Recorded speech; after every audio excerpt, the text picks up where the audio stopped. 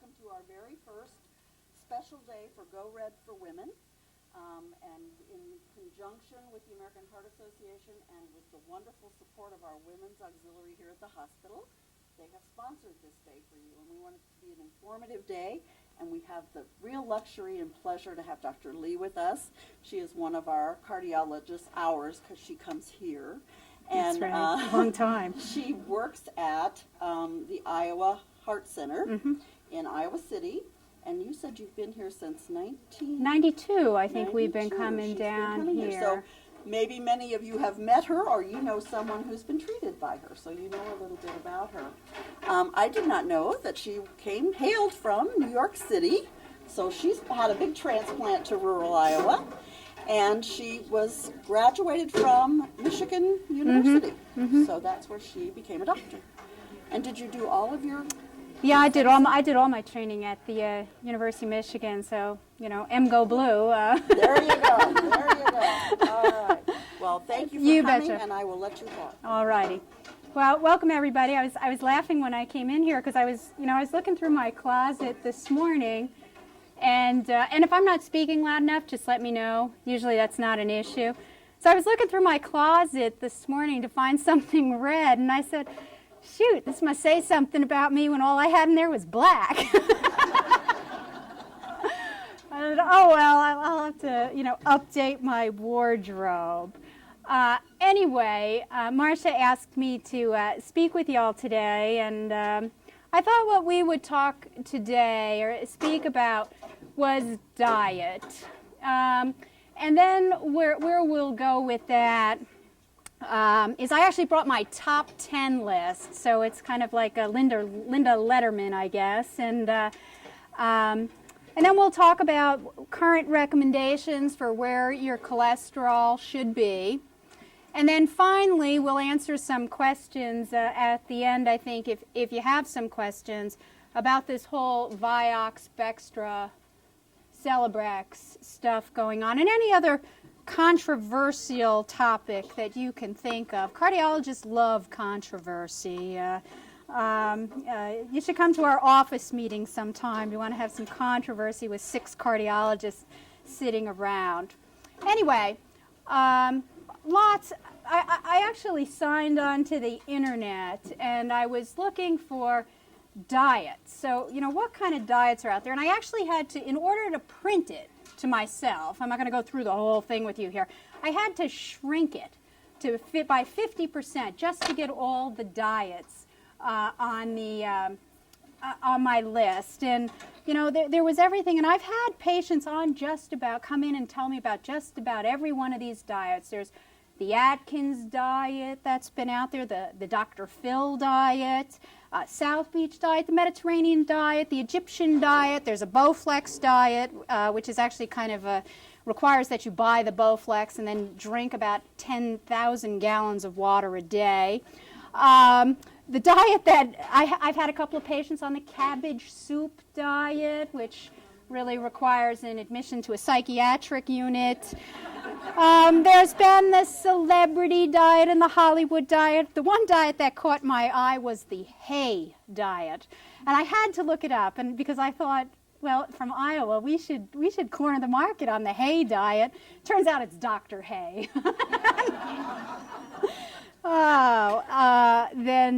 So anyway, lists and lists and lists of diets. Low fat, low protein, low carb, high carb, certain carbs. And I thought what we would do here is start with some common sense, and we'd start with some definitions. We all talk about high carb and low carb diets, and I would tell you that 90% of people don't know what a carb is, other than when you look on the label, it says high carb or low carb. What a carbohydrate is actually a sugar, okay? And sugars come in all sorts of forms. When you read the label, it's the monosaccharides, the disaccharides, the glycerol, the fructose, the sucrose, and the starch, because starch is nothing more than a way to store sugar. So a potato or what have you stores sugar in the form of starch because they're plants. We don't store our sugar as starch. We store our sugar as glycogen, all right, which is just another way to do it. And so there's high carb and low carb diets out there. There's no carb diets. The next thing that you often see are high and low protein. Okay, protein is composed of things called amino acids. They can come from plants like soybeans, or proteins come from animal sources, which is the muscle, the part of the cow that you want to eat, the red meat. All right. It also is in the organ meats, things like liver, and I don't know about that, but or even the other parts of turkey that you wonder how some people eat them, like the giblets and things like that. And if you knew what those organs are supposed to do, you wouldn't eat them. And then finally, there's the fats. The fats. What kind of fats am I supposed to eat? There's monosaturated, polyunsaturated, saturated, trans fats. What in goodness sake are you talking about here? So once you have some understanding of what the definitions are, then it makes a little bit more sense about what kind of diets one should be eating. Probably the most important thing about recommending diets to people, and those of you who I take care of, and I know who Dr. Campbell, my partner, takes care of, we try and recommend to you common sense, all right? Just common sense. 3 balanced meals a day. What you're really looking at from a heart standpoint is we try and get you to limit your fat intake, all righty? Fats that are solid at about room temperature. So those are things like butter and margarine. Those have a fair bit of saturated fat in them, as opposed to oils, all right? So am I messing up here? Things like monounsaturated oils. So what you're looking at sticking with are things more like when you can substitute olive oil or canola oil. There are margarines and so forth out there like Benecol and what's the other one? Take Control. I know I wrote that down somewhere, the Take Control. What you want to avoid, all right, the kinds of fats that you really want to avoid is gravy, all righty? Gravy, fat. Drives me crazy. Cream sauces, all right? There's lots of people who come in and they say, but Dr. Lee, I eat my green beans. And I say, well, what do they look like when you eat them? Well, they have little bacon bits in them and they have lots of cream sauce, so that you don't taste the green beans. But that's, kind of defeating the purpose here a little bit. We always, we try and get you not to put so much cream sauce and to take the bacon bits off the vegetables. The other thing are those non-dairy creamers, all right? So every now and then we have somebody who likes a cup of tea with 10 of those non-dairy creamers in them. Those non-dairy creamers are all fat, okay? That's what those things are made up of. It's fat, and it's all hydrogenated fat. Hydrogenated fat are the real saturated fats. The saturation of fat has to do with the chemical structure. So if we were chemists and we were looking at the structure, what we would see is that there's something called a lot of double bonds or single bonds, and there's all these OH groups. Like, who cares about that? All you need to know is you want to kind of stay away from those hydrogenated and those saturated fats. You want to go with those polyunsaturates, monounsaturates. It doesn't mean you can't ever have any of this stuff. Life is short. I eat my dessert first. It's an unpredictable life, and then and that's true. But you want to do your best to sort of limit those sorts of things. Now, there's lots of protein sources out there, so moving to proteins. And what you really are looking for are low-fat proteins, okay? Now, things like soybeans, because they're plants, and soy products don't have fat in them unless you add the fat to them. So if I don't know if any of you have ever tried those soy burgers. They're pretty good. You have to fish around and find the ones you like. They are not beef, but every now and then they do make for a good substitute. There are some soy sausage products out there that are actually pretty good. I go to the store, I try these things before I make you guys do it. I would never, ever again eat a soy hot dog. That is the grossest thing. I mean, even when you know what hot dogs come from and you know what parts of pigs they're made up of, that soy hot dog will kill you. And so the kind of things that you'd really like to choose here is when choosing milk products is to try and stick with skim or 1%. Now it does take a little bit of learning. I mean, if you've spent your whole life drinking whole milk, when you go to drink skim milk, you feel like you're drinking white water. And so you might sort of want to slowly wean yourself down. But over the long haul, some skim milk is much better for you and has less calories in it, and we'll get to calories here in a little bit, than whole milk. You want to look at fat-free or low-fat dairy products. There's lots of fat-free and low-fat sour creams out there that are actually pretty good.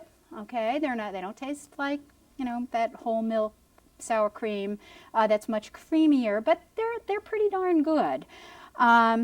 Egg whites and egg substitutes when you can instead of whole eggs. Now, the American Heart Association has backed away from recommending how many eggs you should have a day. Now, it used to be the American Heart Association came out and they said, you know, 1 egg a week, and then the egg industry, you know, you have to realize that there's a very large and boisterous food industry in this country, and so a lot of what gets recommended to you has some political motivation behind it, and that should come as a surprise to anybody. But they've backed away from that. Instead, what they've said is, all right, what we'll recommend is an amount of cholesterol per day. Now, it's very hard to add up your cholesterol all day, but an egg, a regular-sized large egg, 1 egg, has about 200 or so milligrams of cholesterol in it. And the American Heart Association says, well, around 300 milligrams a day is okay. But you have to remember that during the day you're eating other cholesterol foods. So, in general, when people say to me, Dr. Lee, how many eggs can Wilbert have, you know, 'cause you know how you girls are, can he have a week? I usually say about 3. You know, 3 eggs a week. So, you know, 1 fried egg every other day or so. And I like to think about diets as budgets, so that if you have a big budget day, you know, a bank buster day, then the rest of the week you need to be a little bit skimpy. Fish, so long as it's not fried and breaded and, you know, dunked in boiling lard for 10 or 15 minutes. You know, what you want to do with fish is fish should be broiled or baked. And that is actually a very good source of protein in a low-fat environment. But eating it, you know, Long John Silver's does not count as a good fish substitute. Alrighty. And then, you know, chicken. Chicken is always a good, pretty low-fat source of protein. And it's important with chicken that you cut the skin off, okay? Because that's where all the fat is in chicken, is in the skin. So you take the skin off and then come up with creative ways to fix it. But the worst is, you know, to go to, we're just picking on fast food here, but if you go to Kentucky Fried Chicken, it still has the skin on, they bread it, and then they stick it in hydrogenated oil. It's not lard, but it's hydrogenated oil. It's as close to lard as you're going to get. And that does not count as a good substitute. That's good. More fruits and more vegetables. Again, this is pretty self-explanatory.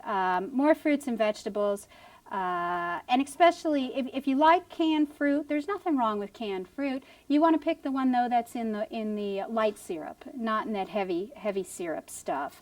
You also want, if you like canned vegetables, you know, we generally prefer people to eat frozen or fresh vegetables. Because the canned vegetables have a lot of sodium in them, a lot of salt. And what the salt is the salt's a preservative. So back in the cave days, when you and I had to go out and, you know, run our food down and save it for the whole winter, how we saved it when we were cavemen is we soaked it in brine, all right? And it kept it good for the whole winter. Well, if your grocer wants something to last a really long time on the shelf, and God knows when some of those canned vegetables were harvested, you know, probably when I was in kindergarten, and that was a long time ago, and because the sodium retards bacterial growth. And so things that are on the shelf that need to have a long shelf life, cold cuts, processed meats, canned vegetables, these sorts of things need to be soaked in some kind of sodium brine in order to stay preserved. So that doesn't mean you can't eat them, but if you do prefer canned green beans, not before you put them in cream sauce and put bacon bits on them, but rinse them. Rinse them really well in good cold water. You can even let them soak in the cold water for 5 or 10 minutes and rinse them. That gets most of the salt off them, and that's better for you than the big sodium load that comes with those sorts of things. And the other thing, too, probably one of the hardest things for people to kind of get their hands around is our recommendation always for the whole grains. It is really hard to find whole grains in the store. And what is meant by whole grain is that the bran and the germ, all right, of the grain has not been removed. So if you get white rice, okay, the bran and the germ of that has been removed and it's been processed, as opposed to brown rice. It's brown because the bran and the germ are still in there, all right, and that's where your fiber comes from. And so whole wheat flour, now for some things, you know, you can't make a chocolate layer cake out of whole wheat flour, all right? It just looks bad and people look at you like you're a little kooky. But if you can buy whole wheat bread where the bran and the germ are still in there, every now and then some brown rice, better for you than the processed or bran muffins, that sort of things. The things that do not have a lot of nutrition are some of those quick breads. Actually, the granola bars, which are touted as being so good for you, those are actually made out of processed flour, tons of sugar, and have huge amounts of calories in them and very little nutritional value to them. So those granola bars, although they fill you up, are actually not particular. They're really like eating a cupcake, quite frankly. And buttered popcorn I have on my list, as if that's nothing. So that's sort of the diet that one wants to look at. And if for any of you internet aficionados, I found a place, an article that I think a lot of you will find helpful, and I'll just give this article to Marcia, and it's from the Mayo Clinic. Okay, so mayoclinic.com is actually an excellent site to go to for general medical problems and review of things like diet and what the American Heart Association is thinking. It's not particularly politically motivated either. So I did find one site that was kind of interesting, that if you want something that's a little more trendy than the Mayo Clinic, then it's called the dietchannel.com, and it actually has a number of good things. It's a little more upscale advertisements and things like that, but it does have good information on it. So then what I got here, before we go into how do we know if we need to, what we need to do with our diet, do I need to lose weight? Am I the right weight? Is it because I'm big boned like T-Rex and I'm supposed to be this big?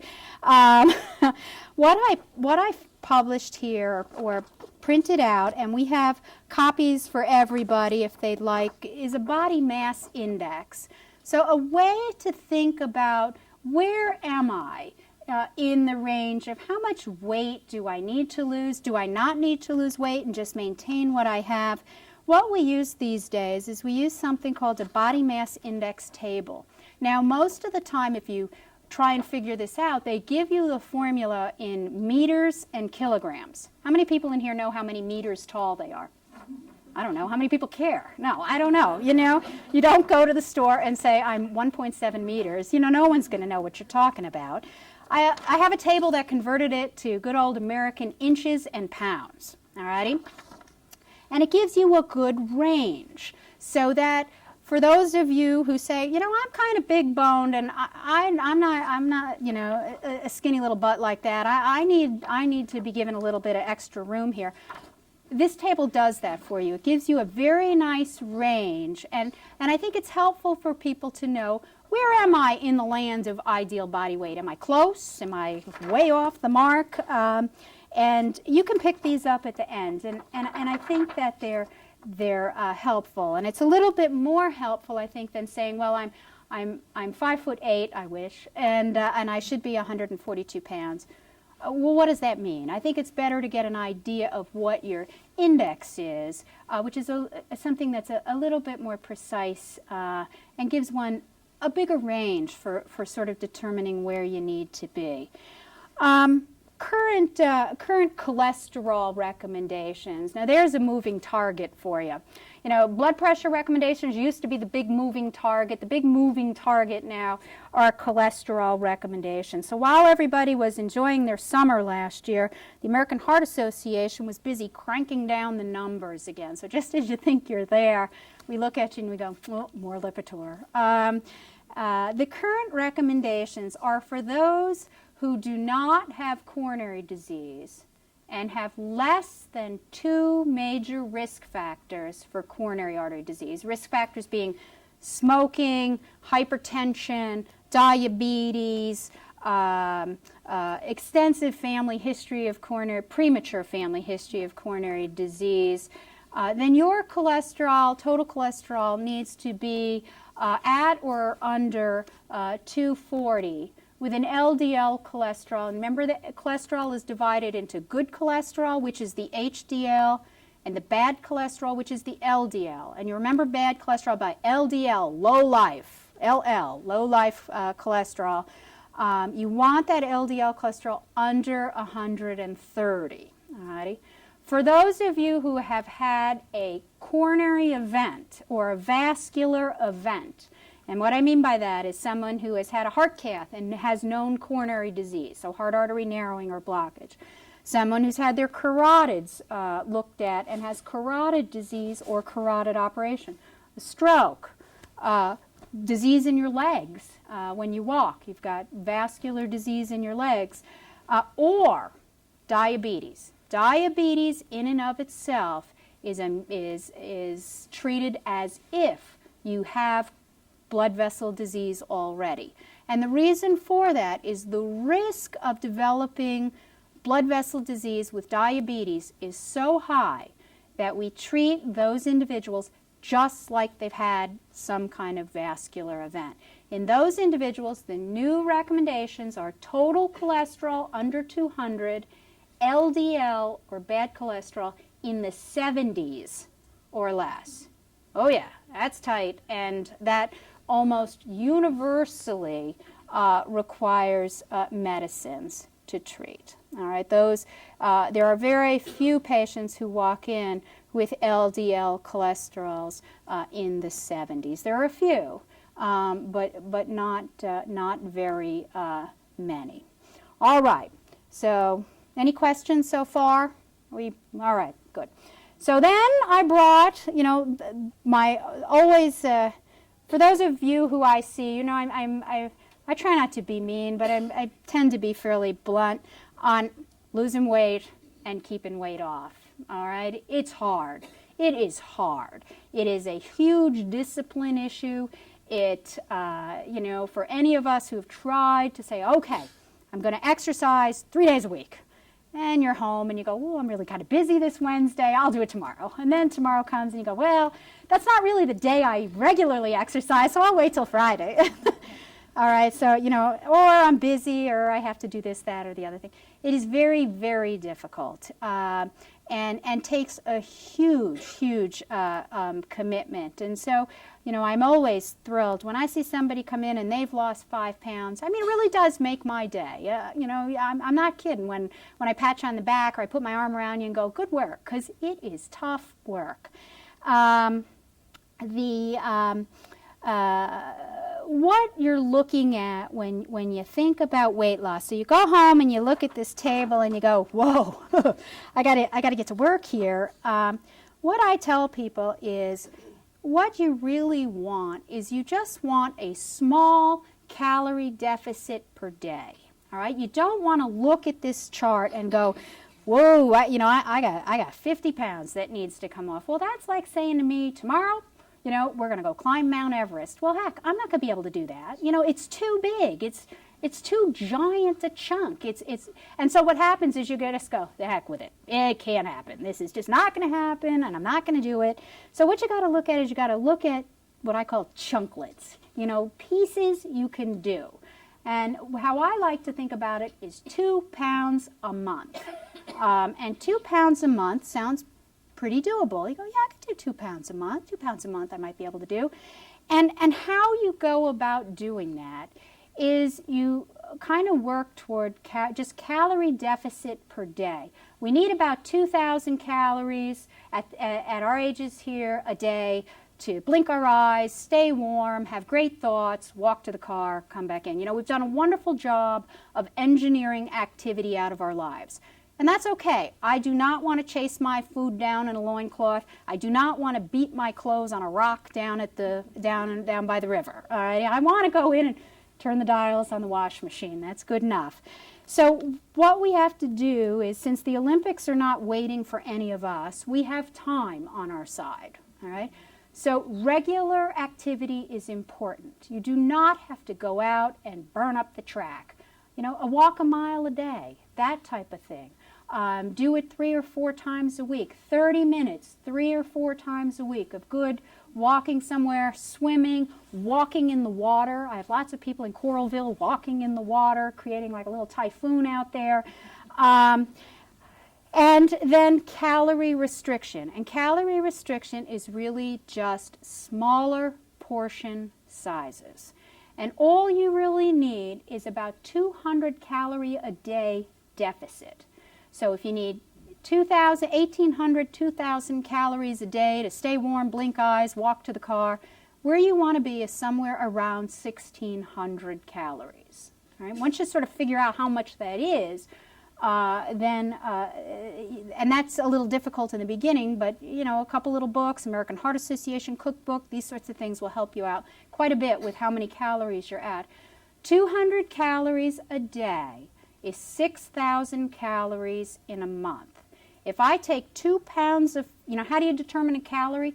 It's determined by a chemist in the lab. They burn whatever it is in something called a calorimeter. All right, and a calorimeter tells you how many calories you have. So if you take 2 pounds of fat and burn it in a calorimeter, that is 2,000 calories, right? It's 6,000 calories right there. That's your 200 calorie a day deficit. All right, and that's, you say, well, 2 pounds a month, that's not too much. That's 24 pounds in a year. That's a lot of weight. That's 50 pounds in 2 years. And what it represents is a lifestyle change, a different way of thinking about what you put in your mouth and how much you put in your mouth. People are always a little bit amazed when you start reading through this stuff to determine, well, what's a portion size? Okay, so what is a 2 or 3 ounce portion size? 2 or 3 ounces of meat is about the size of a deck of cards. All right, so sometimes you go to the restaurant and you've spent, you know, $20 on a steak and they bring you out something the size of a deck of cards. Excuse me, waiter, you know, is this the appetizer I'm paying for, you know? And so we've gotten, you know, and there's not a place you can go in America that you cannot supersize something for 35 cents. Believe me, we do not need to supersize, all righty? Does it mean, that your life, you almost get tired of all this diet stuff after a while because it's all we hear, it's all on the news, and it's because we've gotten so far astray, trying to come back in is always a little bit difficult.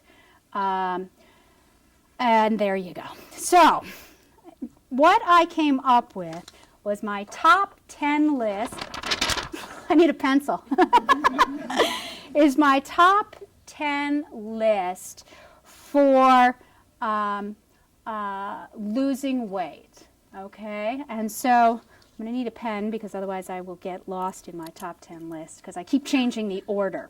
But anyway, probably at number 10, slow down. All right? Don't eat fast. Take your time. Enjoy your meal. Try and set your meal so that you're not rushing. You don't have to run to fast food X and eat and run. Try and, a little bit of planning during the day will help that. Number 9, lose weight slowly. I'm forever amazed at those TV commercials. There's Emmy Lou, and they have the before and they have the after, and she's lost 84 pounds and 432 inches. What are they measuring? I don't know what they're measuring. I don't have anything on me that is 432 inches. So small changes, because those small changes are doable. You cannot look at the entire mountain and decide to climb the entire mountain at once. You've got to, like the old cliche, it starts with one step, and that's what you need to do. And it has to be doable. You can't go in and have to rip out the entire pantry, and your husband comes home and you're throwing the refrigerator out the door, saying, nope, we're not eating any of this stuff. And you can't live like that. None of us in here, or most of us in here, I would say, could easily become vegetarians. We weren't raised that way. We live in the state that makes the most pigs in the entire world. We've got cattle everywhere. We're not going to become vegetarians. So lose weight slowly with small changes. Number 8, get support. Alrighty, you need support. You need a buddy. If you're going to lose weight, get a buddy. Get somebody, get some peer pressure going. That's part of the reason why Weight Watchers works. There's nothing magic about Weight Watchers. Weight Watchers is just portion control and peer pressure. Because once a week or once every other week, you have to go look at some lady who's going to go, pushing that scale around, and you're like, oh God, I gotta, and everybody knows who's done Weight Watchers the week before they have to get weighed. Man, they are not eating. They're out there. It always reminds me of the old Michigan wrestlers. They've got the rubber suit on and they're running around in the hot room trying to cut weight. Number 7, stay focused on healthy and not thin. Alrighty, we do not want a bunch of Twiggies. Twiggy was probably a very unhappy, unhealthy, neurotic woman. And what you want to do is 3 balanced meals, reasonable portions, and you can splurge every now and then. Think of your diet and what you eat sort of as a budget. I can give you $100. You can go into Walmart. You can be in debt right away, or you can buy a bunch of little things. You can budget this so that when you go to the graduation party or the wedding or what have you, you don't have to be the stick in the mud. They don't have to say, oh gosh, here comes Sally, going, oh, I can't eat that, I can't eat that. You can move that around. Try and figure out, I guess we're on number 6 or so, I've lost count. Find out what it is you're doing wrong. Why do you tend to pick during the day? Are you bored? Are you depressed? Are you angry? Try and, sort that sort of sense out. A lot of us, everybody knows that if it's a lousy day out like yesterday and it's raining all day, well, you're in the pantry picking around and, oh yeah, the Grammys are on and I should be eating over here. You're watching the Pro Bowl, eating peanuts. So find out what's eating you. Find out what's bothering you. Why do you do it? And see if you can't correct that behavior. Number 5 or 4 or so, keep a food diary. Now that seems a little neurotic. It is, but that's okay. We won't tell anybody. In the beginning, sometimes having a little food diary is helpful, because everybody says, I hardly eat anything. I eat like a bird. I don't eat, oh, got it. I don't know, I just put weight on, thinking about it. Well, it's not true. We live in a Newtonian world. You can't make something out of nothing. And it's not because you're lying to the doctor or you're lying to yourself. It's because it's such habit, you don't even realize it anymore.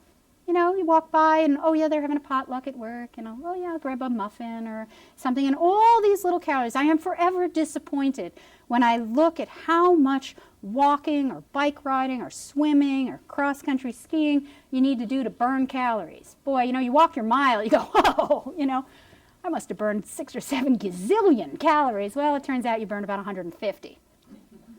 Alrighty?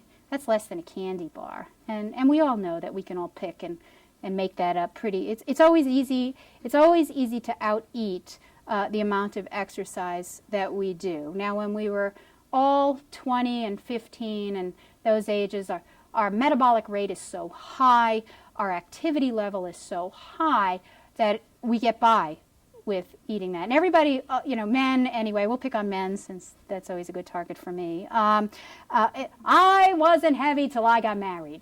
Well, what happened when you got married? You sat down. You weren't out there prowling around for the girl. You weren't out there looking buff, There you go. You sat down. You're like, yeah, let's have some kids and get those kids to cut the grass. That's what they're for. That's what I tell my boys anyway. Number 8, pump iron. Now, this is always kind of a funny little recommendation. It's really good for you girls out there. I'm telling you, a couple of 5-pound weights, a couple little weights for osteoporosis and those sorts of things. Build, and you don't have to come out looking like Arnold. You just, some weights, keep it in shape. Muscle is active tissue. Fat just hangs there. Metabolic rate goes up with more muscle. It's good for your bones, and you feel better. Bony aches and pains tend to get a little bit better if they have a little bit more muscle support. And number 9, eat less fat. Less fat, very important, and we've talked about that. A gram of fat has 9 calories. A gram's not very much, as compared to a protein, which has only, a gram of protein has only 4 calories, and that's the same for carbohydrates, is also 4 calories. There's a lot more calories in fat. And finally, number 1, exercise. Exercise, exercise, and not Olympic exercise, but you get out, you do some good walking, some good swimming, and overall it's good for your psyche, it's good for your butt, and it makes the doctor happy anyway. Alrighty, that's pretty much my diet talk. Some of you have heard this before in the office in condensed form. But it's important, and I always tell people, if you've ever gone backpacking, so there you are, and you put a 40 or 50-pound pack on your back, all you can think about the whole trip. Now, I only go backpacking because, my sons are 10 and 15 now, so we always have to go on action vacations. Me, I'd rather sit by the pool too, and to have drinks with umbrellas and stuff coming out of it, but no, we have to do action. And so, you've got this pack on your back, and the whole time you're going, God, can I take this off? Can I take this off? Well, if you're carrying an extra 40 pounds somewhere, you can't take it off. You got to carry it around all day, all night. You got to get up with it. You got to shower with it. You got to eat with it. Yeah, you're going to be tired and fatigued. So that when it comes off, I'll tell you the one thing that, my patients will always tell me is that when they've taken off a substantial amount of weight, they say, Doc, I have more energy. And you do. And it's not, it's not something I never yell at patients about putting weight on. We discuss it because we know, people are not self-destructive. They just need some structure. And I think, thinking about your diet in these sorts of terms gives you some structure to work in, and it should do you well over the long haul. So that's pretty much on diet and pretty much it on cholesterol recommendations. Any questions? Be more than willing to answer. Yeah. Yeah. Everyone here probably has a different daily calorie intake recommendation. What would be a safe one for? I think a safe one for just maintaining current weight is about 2,000 calories a day, 1,800 to 2,000 calories a day, unless you're super active, unless you're really burning those calories up. You know, you take like, what was that swimmer in the Olympics this summer? I forget the guy's name, the guy that was winning all the gold medals. You know, this guy was eating 7,000 calories a day. Well, I guarantee if you and I are eating 7,000 calories a day, you better grease that door, because you're not getting us out, all right? Because we're not burning them like that. About 2,000, 1,800 to 2,000 calories. It sounds like a lot, but if you actually look, so a yogurt for breakfast, lunch, and dinner, and now this is a little boring meal, breakfast, lunch, and dinner, yogurt is 300 calories, cup of yogurt, and a glass of milk. So 1% milk with that is another 100, 150 calories or so, somewhere in there. So there you are. You're already at 1,200 calories. Okay? So, oh yeah, yeah, eating less than that. Those are sort of the crash diets that you really can't maintain. You know, those are those kooky diets out there. Right, remember, think healthy, not thin. All right, and so weight loss should be slow. Weight loss should not be, you know, I put on the rubber suit and I ran around in the hot room. That's not healthy weight loss. But the amount of calories, what we perceive to be 2,000 calories, go, well, that's a lot. It's not. It's just that most Americans eat about 2,400 to 2,500 calories a day, which is more than they burn, which is why we get bigger as time goes on. And that's down in the elementary school. You know, I mean, it's become a sort of nationwide, generation-wide. I mean, there is nothing more vain in the entire world than a 15 or 16-year-old girl.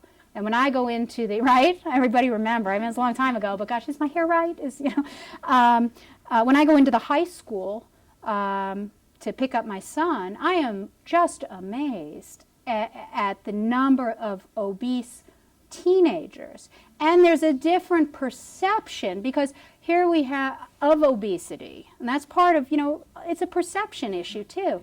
So I walk in there, and these girls have shirts up to here, and they got beer bellies. Oh, for God's sake. You know, I mean, it's just, you know, I'm looking, going down the hall, that is not a good look. But they don't see it that way, because everybody's like that. So it's going to take huge, huge changes here. You know, part of this is driven by politics, as we talked about earlier. There was the huge fight in Congress years ago just to get a food label on a jar. You know, how much calories is in this bottle of ketchup? And the reason why the industry fought that is because most of us purchase our food on site. Oh, I like Hunt's ketchup, or I like Heinz ketchup, or I like this. But once, you know, you give the people an opportunity to have, you know, information for companies, you having information is a dangerous thing for them. Because now they look at it and you go, whoa, I'm not buying that. You know, I'm going to switch brands. And that's part of what rules here. So even this trying to get healthier snacks and foods and less juices and sodas into high school is a huge, huge political fight. That's in the hard work, and she's a supervisor. Jody Gunn, I don't know if you know. Oh yeah, yeah, So yeah. I get a lot of restrictions from her. That's right. That's right. And it's hard. It's hard work. This stuff's hard. And one should not get disappointed. I always tell people, you know, I'm the eternal optimist. You know, I married a guy who's the eternal pessimist. Some of you may see as Dr. Gross, who's the lung doctor who comes down here. But, you know, me, I'd be on that Titanic going, this baby's going to float. Come on. You know, don't give up. And so what I tell people is don't give up. So what? So what? You fell off the boat, and so what? You put on 5 pounds over Christmas. Start all over. Keep at it. Doesn't hurt anything to keep at it, that's for sure. Yes? Could you address the Bextra Vioxx? Oh, yeah, the Bextra Vioxx thing. So anyway, nobody's really sure why. So the background data is that Merck is in big trouble because Merck puts out a product that they had some idea that there was a problem with. How that all came about is Bextra and Vioxx and Celebrex are all what we call COX-2 inhibitors. They are for pain relief. And they were initially designed for individuals who could not take nonsteroidal anti-inflammatories like Motrin and Naproxen and those sorts of things. So that these were for people who could not take those drugs. So those are people that had bad stomach problems related to nonsteroidals, or who were on Coumadin and couldn't take nonsteroidals because of the interaction there. So when the little scientists designed this drug, when the pharmacologists designed this drug, it was really only for a small segment of the population. But then, the drug companies decided, heck, we got a lot of people with arthritis out there. We'll sell it on TV to everybody. And so you would think by watching that Celebrex commercial that on Friday nights, everyone in the nursing home is out dancing. All right, and they do work, but if you look at the efficacy studies, how good are these drugs? These drugs are no better. So 200 milligrams of Celebrex is no better than 600 milligrams 3 times a day of Motrin. But the obvious trade-offs being you got to take one drug 3 times a day, and that sort of thing. But anyway, how the problem came about was that it had been discovered that taking aspirin, which is an anti-inflammatory also, for 10 years reduced the risk of colon cancer. So Merck says, well, I've got this other anti-inflammatory, and maybe I can come up with another indication for using this drug. So they did a study of giving patients at high risk for colon cancer this drug, and it didn't work. It didn't prevent colon cancer. It wasn't like aspirin. But in a subset of patients, they were seeing a higher incidence of heart attack. So they just put that data aside. We don't know what that's about. We don't know what that's about. And went on selling the drug. And so then, as it turns out, this data became more apparent as more people had coronary events on Vioxx. Nobody's entirely sure why this is. There's no understanding yet as to why the two are linked or if they're linked, though they do appear to be linked. And so that's why the drug was taken off the market. Because Bextra and Celebrex are also COX-2 inhibitors, we have been sort of erring on the side of caution in taking people off that drug who are at high risk for coronary events. So diabetic patients, people that have already had a coronary event, smokers, I tend to take off that drug. Now, I do have a few patients who swear by these drugs. You can't get Vioxx anymore, but you can still get Celebrex and Bextra, who swear by these drugs and say, Linda, I cannot get out of bed in the morning without this. And then, we have a discussion, we understand the risks, and I continue to let them take it until there's more hard data out there. But that's the story with those drugs. I wondered if you'd review the total cholesterol and then break down the for normal people. I mean, where it should be, the number where it should be? The total number for the LDL. Okay. For normal. For no vascular disease and no diabetes, 240 or less on the total cholesterol, about 135 or less on the LDL cholesterol. For vascular disease and or diabetes, 200 or less total cholesterol, in the 70s or less LDL. All right, good. Yeah? What do you do if you have a cholesterol problem and you can't take the statins? Well, that comes up. There are some other drugs out there. There's a newer drug out there called Zetia. Zetia is a very nice drug. It's actually designed not as a standalone drug. It was designed as a drug to be taken in addition to the statin drugs to lower cholesterol further, but we do use it as a standalone drug. How it works is it prevents your small intestine from absorbing cholesterol. It doesn't go through your liver, it doesn't go through your kidneys, so it doesn't have those sorts of effects. It doesn't affect muscle.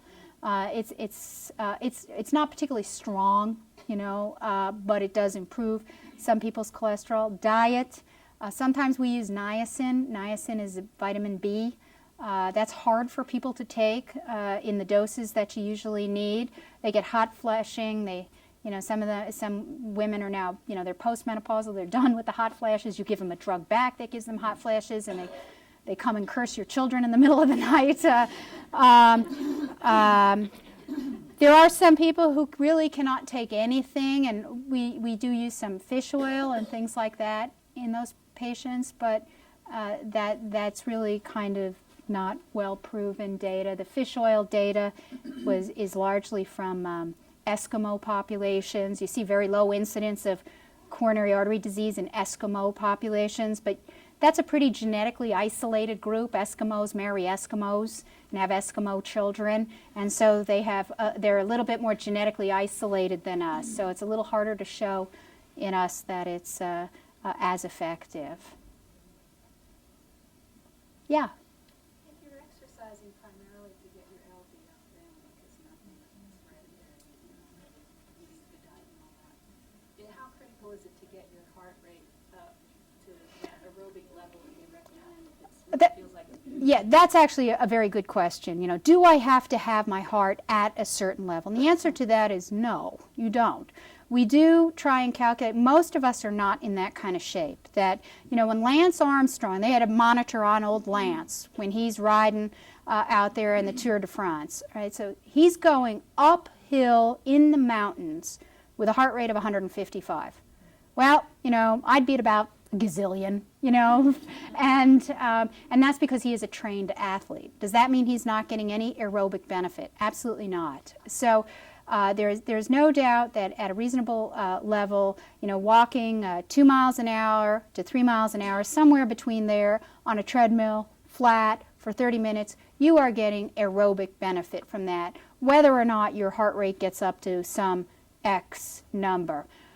Mostly those numbers, those calculated values have been helpful for stress testing, looking for blood flow problems to the heart, to provide some scale. You know, we need some scale to say, did somebody exercise enough to tell if there's a problem with their heart? And that's a different issue than I get on the treadmill every day, doc, and I run for 30 minutes at 4.5 miles an hour, but you know, my heart rate doesn't get above whatever, 130. That's okay. That's okay. You're still getting benefit. There's that number is a little arbitrary. Okay. I think it's most helpful for is preventing people from getting on a treadmill and running their heart rate up to 180 beats a minute, you know, which is just a reflection of deconditioning. And what that says to you is maybe you should slow down and maybe you should work into this and slowly improve your conditioning, and then your heart rate won't be, you know, bipping off the wall like that. I mean, if you have to really work hard to Yeah, it doesn't mean anything. exhaust yourself, and Well, no, you're still getting some benefit from it. oh, you're getting You're absolute. getting up to 100. No, and that's okay. And that's okay. Not everybody's going to do that. Just the exercise alone is beneficial. And more data that's available shows that exercising for 10 minutes 3 times a day is just as beneficial as exercising for 30 minutes at once. For the average American. You know, Lance Armstrong is not going to win the Tour doing 10 minutes 3 times a day. But he also, you know, every now and then we exercise the police recruits. So these 20-year-olds who want to be on the Iowa City Police Department. Well, I tell you, half the time I can just go get lunch because, you know, they think it's a test, so they've been running all week, 10 miles a day, you know, and no, I cannot get them to target heart rate. But if I can get them on a full Bruce protocol, many of you have done the stress test where it goes faster every 3 minutes, if I get them to 10 minutes, there's 30 years of data out there on Bruce protocols. If you can get to 10 minutes, your cardiac event rate for that year is under 1%. So I can't make you better taking you to the cath lab, doing bypass surgery, putting balloons or stents in anything. So that's how a lot of this, you know, where is my heart rate supposed to be comes about. There's a little bit of arbitrariness for routine exercisers. We need those numbers for stress testing to know when somebody has been adequately stressed enough to say that that I can make a determination as to whether or not they're getting enough blood flow to their heart, and do I need to do any other diagnostic tests. Does your normal heart rate a certain rate, and then some medications not? My heart rate is a little bit slow. Right. 45 to 110 is a normal heart rate. all righty? Because we see people come to the office all the time because they don't have the old wives' tale, 72. Yeah. Doctor, my heart rate's 56. Good. That's fine. You see some of my medication. And medicine will speed up or slow down hearts. No question about that. Why are we advised not to engage in heavy-duty events like snow shoveling or, Because that's carrying heavy weights up? Because that is isometric exercise. That's exercise against resistance. That tends to raise blood pressure. That does not provide good aerobic activity. That's actually anaerobic metabolism. And so, and snow shoveling is just bad exercise all around. It's cold. What happens is people have not been exercising all year and they decide, oh, I've got to go out and shovel 10 inches of snow out there. It's bending over. It's bad, just bad dynamics for your back. And so, what I tell people is, when's the last time you saw snow in Iowa in June? Never. It melts. Leave it alone. It'll go away. But they put an ad in the paper, and if you don't do it, they come and do it for you. Right. And fine you. Right. Well, I'll tell you, I had a poor guy come in. He was helping his daughter-in-law. He's a rocket. He is really a rocket scientist in Iowa City, because I always tell him, "How's my favorite rocket scientist and my only rocket scientist I take care of?" But he went out to his daughter to help his daughter in Des Moines, and he went into atrial fibrillation, which is an irregular heart rhythm, which can be aggravated by this kind of isometric activity, and he had to come into the hospital, and he got cardioverted. And I said, boy, by the time you pay this bill, you could have bought 7 or 8 snowblowers. Go buy a snowblower, or hire a child. But I'm wondering, how many carbohydrates should we?